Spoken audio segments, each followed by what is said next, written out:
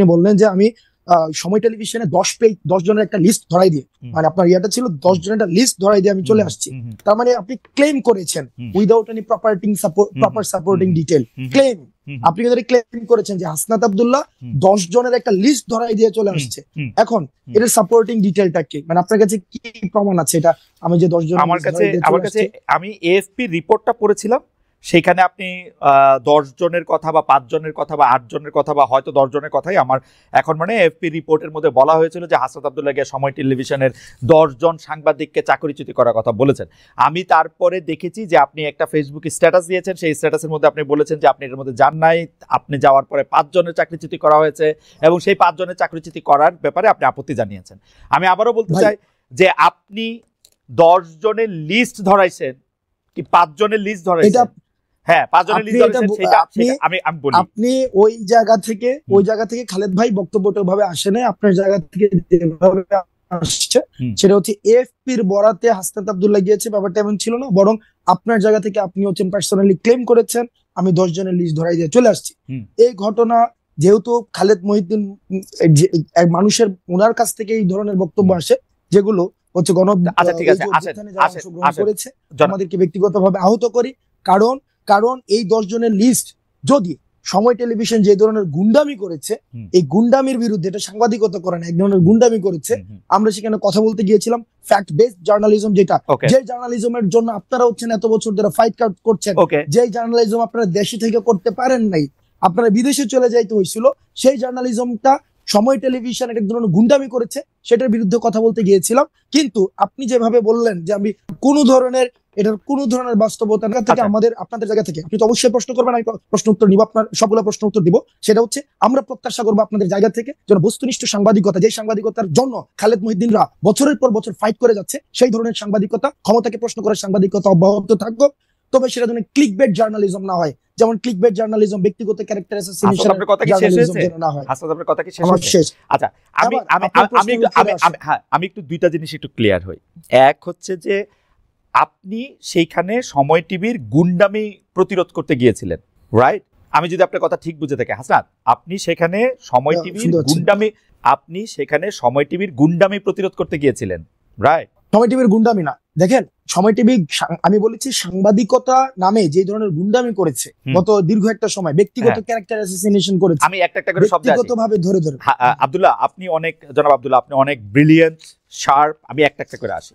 আপনি ওইখানে গিয়েছিলেন হচ্ছে সাংবাদিকতার নামে সময় টিভি যেগুলি গুন্ডামি করেছে সেগুলি প্রতিরোধ করতে না, সেই বিষয়গুলো সময় টেলিভিশনের যিনি হচ্ছেন ওখানের, আমরা পরবর্তীতে শুনেছি এটা পরিচালনা পরিষদ রয়েছে, অর্থাৎ যারা এই বিষয়গুলিকে সমাধান করতে পারবে, এটা ফ্যাক্ট বেসড জার্নালিজমের দিকে নিতে পারবে, মালিকরা, ওটা হচ্ছে ওই যে আমাকে যেটা বলা হয়েছে যে মালিকরা করতে পারবে, ভদ্রলোক হাসান সাহেব, আমি ওনার সাথে কথা বলতে গিয়েছি যে ভাই আমরা ভিডিও এভিডেন্স নিয়ে গিয়েছি, ভিডিও এভিডেন্স যে ভিডিও এভিডেন্স, ভাই আমি কিন্তু এটা স্বীকারও করেছি, ভাই আমি এটা স্বীকারও করেছি পরবর্তীতে, যে আমি গতকাল আপনার উচিত কথাও দেখেছি, গতকাল এটা আমি স্বীকারও করেছি যে আপনাদের একটা প্রপার কাউন্সিল রয়েছে, ওই যে জার্নালিস্ট কাউন্সিল, ওইটা হচ্ছে ওখানে রিপোর্ট করতে হয়।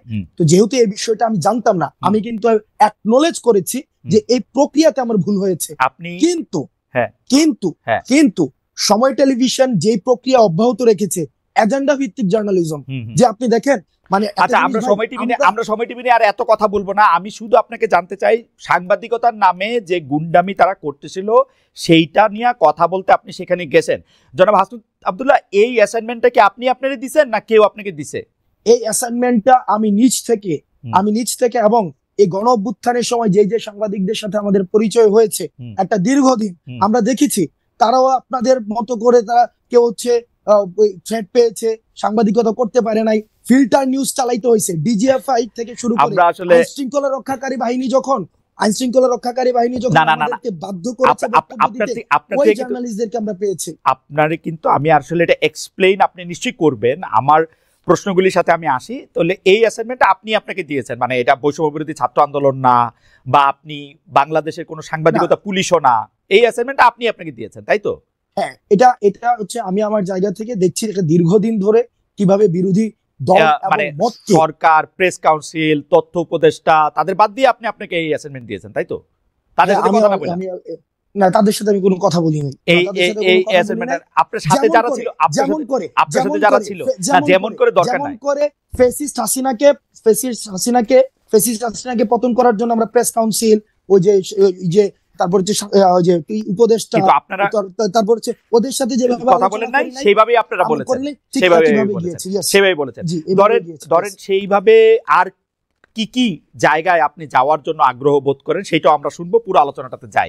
মনে করেন যে ফেসিস্ট হাসিনা, কোনো সন্দেহ নাই হাসিনার জায়গা থেকে হাসিনা মিডিয়াকে ধ্বংস করেছে, গলা চিপে রেখেছে, এটা আমি বারবার বলতে চাই, বারবারই বলবো। কিন্তু এইটার পরে 5 মাস পরে এসে, 4.5 মাস পরে এসে হাসনাত আব্দুল্লাহর মনে হয়েছে যে সাংবাদিকতা নামক করা গুন্ডামি করতেছে, এখন হাসনাত আব্দুল্লাহ নিজেকে অ্যাসাইন করেছে ওইখানে গিয়ে তাদেরকে বলে আসতে হবে কথা, তাই তো? এবং খালেদ মহিউদ্দিন এটা ভুল করেছে যে 10 জনের তালিকা হাসনাত আব্দুল্লাহ ধরায় নাই। 5 জনের কথা কি বলেছে? 5 জনের কথা কি বলেছে? না, আমি কোন সাংবাদিক আপনি কি বলেছেন? আপনি কি বলেছেন খালেদ ভাই? আপনি কি বলেছেন?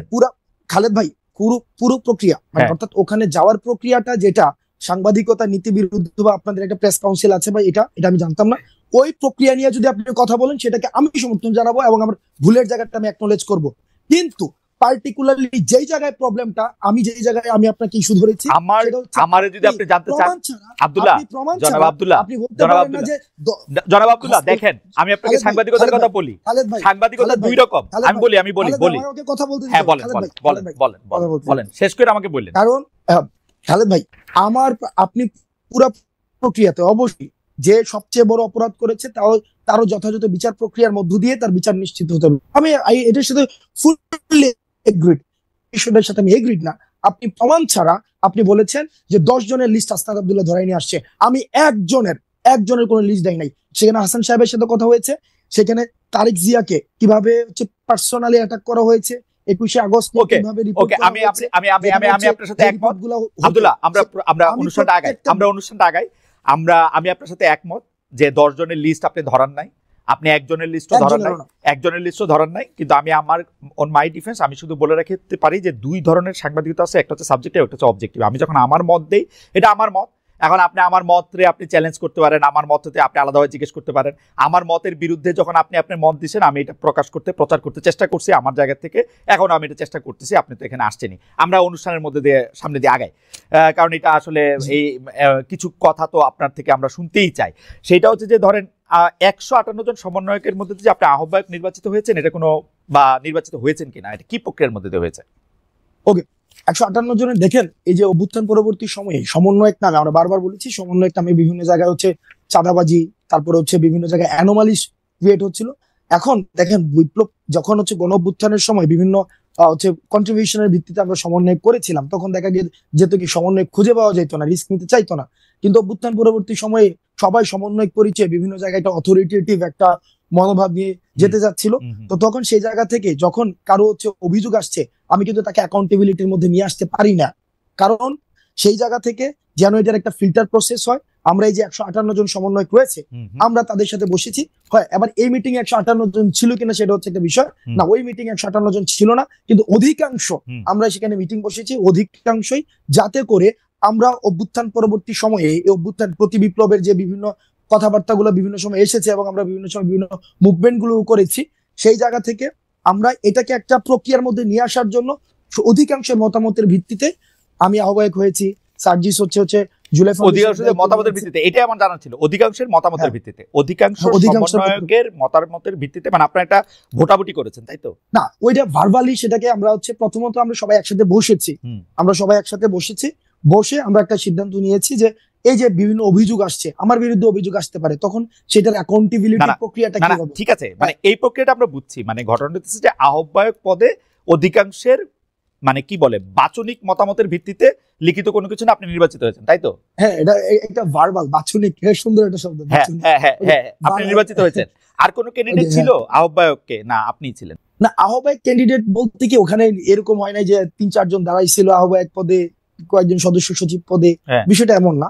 বিষয়টা হচ্ছিল এরকম যে কাকে হইতে পারে, কে হচ্ছে এখন কাকে আমরা দায়িত্বটা দিতে পারি, সেক্ষেত্রে বেশ কয়েকজনের নাম আলোচনায় আসছে। আর আমার নামটা সেক্ষেত্রে অনেকে অপোজ করেছেন, হাসান ভাই হওয়া উচিত না, অনেকে বলেছেন হাসান ভাই, বেশিরভাগ যাই হোক, একটা মানে মোটামুটি একটা এই যে মোটামুটি একটা কথা, তারপর হচ্ছে যে একটা আলোচনা, একটা বাচনিক সংলাপ, এগুলির মধ্যে দিয়ে এটা হয়েছে। থ্যাংক ইউ, আমার আর কিছু জানা নাই। আচ্ছা বাচনিক হ্যাঁ, 2 নাম্বার কথা হচ্ছে যে এই যে জুলাই বিপ্লবের ঘোষণাপত্র 31 ডিসেম্বর আপনারা দিবেন, এইটা নিয়ে সিদ্ধান্ত আপনারা কবে নিয়েছিলেন? কেন আমি আপনাকে এই প্রশ্ন করতেছি যে এইটা নিয়ে সরকারের সঙ্গে আপনারা আলোচনা করছিলেন? কারণ আমরা দেখছি যে আপনারা যখনই জুলাই ঘোষণাপত্রের ঘোষণা দিলেন, জুলাই বিপ্লবের ঘোষণাপত্র করবেন, এটা করবেন, তখন সঙ্গে সঙ্গেই প্রেস সচিব, প্রায় সঙ্গে সঙ্গেই সরকারের প্রেস সচিব বলছে জুলাই বিপ্লব ঘোষণাপত্রের সঙ্গে সরকারের কোনো সম্পর্ক নেই, আপনার নিশ্চয়ই মনে থাকবে। 2 দিন পরে আবার তারা বলছে যে ঘোষণাপত্র বিষয়ে সরকারের এই ঘোষণাপত্র দিবে হচ্ছে সরকার, তাই না? আমরা আপনার কাছে জানতে চাই যে এই আলাপটা আপনারা সরকারের সঙ্গে করছিলেন কিনা, সিদ্ধান্তটা কবে নিলেন যে জুলাই বিপ্লবের একটা ঘোষণাপত্র দিবেন? আমরা একটু আলোচনার স্বার্থে জুলাই বিপ্লবের ঘোষণাপত্র কেন প্রয়োজনীয় সেইটা নিয়ে পরে আলাপ করি। মানে আপনার সিদ্ধান্ত কবে নিলেন এবং সরকারের সঙ্গে আলোচনা করছিলেন কিনা। ওকে, তবে আমি বলার সময় হচ্ছে আমি একটা এই সব ইন্টারফেয়ার করেন, আমি ইন্টারফেয়ার করলে সেই ক্ষেত্রে বলতে অসুবিধা হয়। আমি জাস্ট অনেকক্ষণ ধরে বলবো না। একটা বিষয় হচ্ছে যে আমরা কখন প্রয়োজনীয়তা বোধ করলাম যে এই যে জুলাই গণঅভ্যুত্থানের একটি ঘোষণাপত্র প্রয়োজন, আমরা তখনই যখন দেখলাম যে মিডিয়াতে একটা আওয়ামী সিম্প্যাথি ক্যাম্পেইন শুরু হয়েছে। খালেদ মহিউদ্দিন ভাইদের মতো মানুষও দেখলাম যে বিচারকে এক পাশ ডিঙিয়ে সেখানে হচ্ছে বা অন্যান্য পুরা একটা সব জায়গায় বুদ্ধিজীবী পাড়ায়, মিডিয়াতে, তারপর হচ্ছে রাজনীতিবিদদের মধ্যেও দেখেছি যে আওয়ামী পুনর্বাসনের একটা প্রক্রিয়া বা একটা সিম্প্যাথি ক্যাম্পেইন শুরু হয়েছে। এবং এই গণ অভ্যুত্থানকে বিভিন্ন জায়গায় ডিজোন করার একটা প্রক্রিয়া আমরা দেখেছি, ইনিশিয়েটিভও দেখেছি। এবং এটা গণ অভ্যুত্থান হয় নাই, সেখানে জাস্ট একটা এমন ভাবে বলা হয়েছিল, আপনি যদি দেখেন ইন্টারন্যাশনাল অনেক মিডিয়াতে ফ্রেজিংটা খেয়াল করবেন, সেখানে বলা হচ্ছে পলিটিক্যাল আপহিভাল। তাহলে political upheaval, political uprising and revolution, তাহলে এটার ইন্টেন্সিফিকেশনের মধ্যে কিন্তু একটা পার্থক্য রয়েছে। এবং একটা দেখেন, আওয়ামী লীগ দেশ থেকে চলে গিয়েছে, কিন্তু তাদের যে ন্যারেটিভ সেলগুলো রয়েছে, তাদের যে কনস্পিরেসির যে